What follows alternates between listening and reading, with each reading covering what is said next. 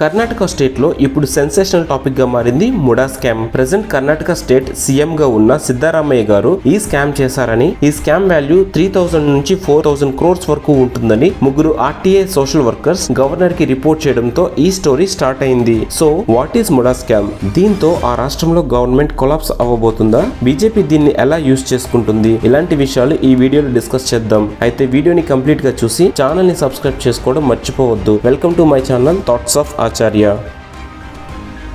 MUDA అంటే Mysore urban development authority. Mysore related infrastructure and development కి సంబంధించిన వర్క్స్ ఇది చూసుకుంటుంది. ఇది గవర్నమెంట్ ఆర్గనైజేషన్. ఇప్పుడు ఈ ముడా చేసిన కంపెన్సేషన్స్ అలాట్మెంట్ లో స్కామ్ ఉందనేది అలిగేషన్. అంటే డెవలప్మెంట్ కి ఇచ్చిన ల్యాండ్స్ కి రిటర్న్ లో కంపెన్సేషన్ గా వేరే చోట 50:50 రేషియోలో ల్యాండ్స్ అలొకేషన్ చేసేది ముడా. ఈ కంపెన్సేషన్స్ అలొకేషన్స్ లో తప్పు జరిగి కంపెన్సేషన్ గా చాలా వాల్యుబుల్ ల్యాండ్స్ ని అలొకేట్ చేశారు. అందులో CM and his family involve అయ్యారు అనేది స్కామ్ యొక్క ఎజెండా. 2024 జూలైలో రైట్ టు ఇన్ఫర్మేషన్ అంటే ఆర్టీఏ యాక్ట్ కి సంబంధించిన ముగ్గురు social workers Karnataka governor Gehlot గారిని కలిసి ముడా స్కామ్ కోసం చెప్పి దీంట్లో కరప్షన్ అండ్ ఎలిగేషన్స్ ఎలా జరిగాయో ఎక్స్ప్లెయిన్ చేశారు. దీని ప్రకారం 2005 లో ప్రెసెంట్ సీఎం గా ఉన్న సిద్ధరామయ్య గారి wife Parvathi Mysore urban development అథారిటీకి కేసారు విలేజ్ లో ఇచ్చిన 3.16 acre ల్యాండ్ కి బదులుగా విజయనగరాలో 14 వాల్యుబుల్ సైట్స్ కంపెన్సేషన్ గా ఇచ్చారని, అంతేకాకుండా ఈ స్కామ్ లో చాలా ఇంపార్టెంట్ విషయం ఏమిటంటే కీసారు విలేజ్ లో ఆల్రెడీ ఒక ఫార్మర్ గవర్నమెంట్ కి ఇచ్చిన ఒక ల్యాండ్ ని ఆ ఫార్మర్ నుండి 6 lakhs కన్నా తక్కువ అంటే 5.99 lakh కి కొన్నట్లు తప్పుగా చూపించి ఆ ఫార్మర్ ని బెదిరించి సీఎం కి బావమరిదిగా ఉన్న మల్లికార్జున స్వామి తనకు అమ్మినట్లుగా డాక్యుమెంట్స్ క్రియేట్ చేశారని, ఆ తర్వాత ఆల్రెడీ గవర్నమెంట్ కి అలొకేట్ అయిపోయిన ఈ ల్యాండ్ ని 2010 లో సీఎం సిద్ధరామయ్య గారి వైఫ్ కి గిఫ్ట్ గా ఇచ్చినట్లు చూపారని, దీనికి వైట్నర్స్ ని యూజ్ చేసి చాలా చోట్ల డాక్యుమెంట్స్ ని చేంజ్ చేశారని, ఆ అన్ని ప్రూఫ్స్ ని గవర్నర్ గారికి సబ్మిట్ చేశారు. అండ్ ఎలక్షన్ అఫిడవిట్ లో సీఎం సిద్ధరామయ్య గారు ఈ ల్యాండ్స్ ని చూపించలేదని కూడా ఎలిగేషన్ చేశారు. ఒక రెసిడెన్షియల్ లేఅవుట్స్ డెవలప్మెంట్ కోసం Mysore urban development authority 3.16 acre land ని సీఎం సిద్ధరామయ్య గారి వైఫ్ పార్వతి గారికి 2005 లో కొన్న ఈ ల్యాండ్ వాల్యూ 5 lakhs ఉంటే డైరెక్ట్ గా సీఎం గారే ఇప్పుడు దాని వాల్యూ 64 crores వరకు ఉంటుంది అని, ఒకవేళ ఆ సైట్స్ వెనక్కి ఇవ్వాలి అంటే Mysore urban development authority 64 crores ని కంపెన్సేషన్ గా చెల్లించాలని మెన్షన్ చేస్తున్నారు. ఇది జరుగుతుండగా మంజునాథ్ స్వామి అనే ఒక పర్సన్ మైసూర్ డిప్యూటీ కమిషనర్ కి ఒక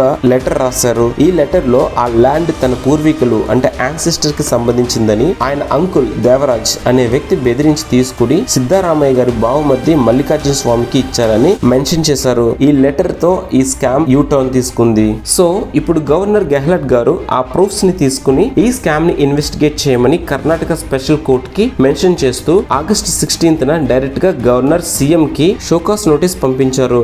ఈ షోకాస్ నోటీస్ ని అపోజ్ చేస్తూ సీఎం సిద్ధరామయ్య గారు గవర్నర్ ని షోకాస్ నోటీస్ అండ్ ప్రాసిక్యూషన్ చేయమని చెప్పింది వెనక్కి తీసుకోవాలని డిమాండ్ చేస్తూ కేబినెట్ లో తీర్మానం చేశారు.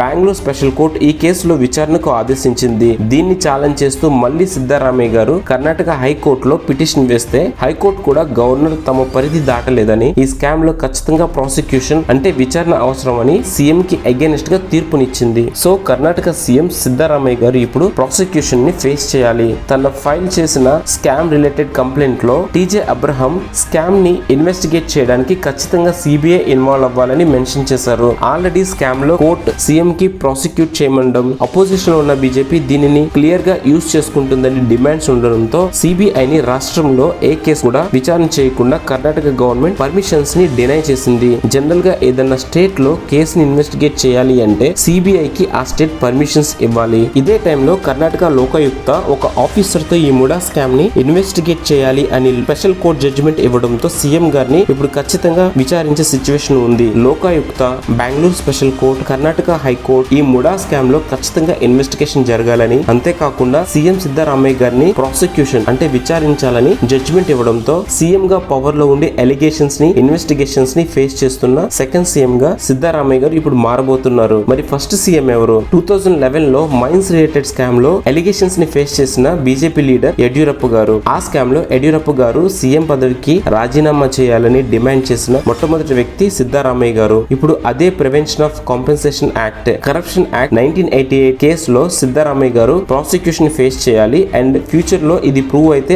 ఆయన కూడా పదవిని వదులుకోవాలని ఆల్రెడీ డిమాండ్ స్టార్ట్ అయింది. రీసెంట్ గా ఢిల్లీ సీఎం కేజ్రీవాల్, జార్ఖండ్ సీఎం, ఇదివరకు తమిళనాడు సీఎం ఎలిగేషన్స్ ఫేస్ చేస్తున్నప్పుడు సీఎం పోస్ట్ కి రిజైన్ చేసి విచారణ ఫేస్ చేశారు. సో కర్ణాటకలో ముడా స్కామ్ ఇప్పుడు సీఎం కే కాకుండా కాంగ్రెస్ గవర్నమెంట్ కి కూడా ఒక పెద్ద ప్రాబ్లం గా మారింది. ముడా స్కామ్ కోసం ఈ ఎక్స్ప్లెనేషన్ మీకు నచ్చింది వీడియోని లైక్ చేసి ఛానల్ ని సబ్స్క్రైబ్ చేయడం మర్చిపోవద్దు. మీరు సబ్స్క్రైబ్ చేసుకుంటే మా ఛానల్ కి చాలా సపోర్ట్ అవుతుంది. Thanks for watching the video. Signing off me Madhav.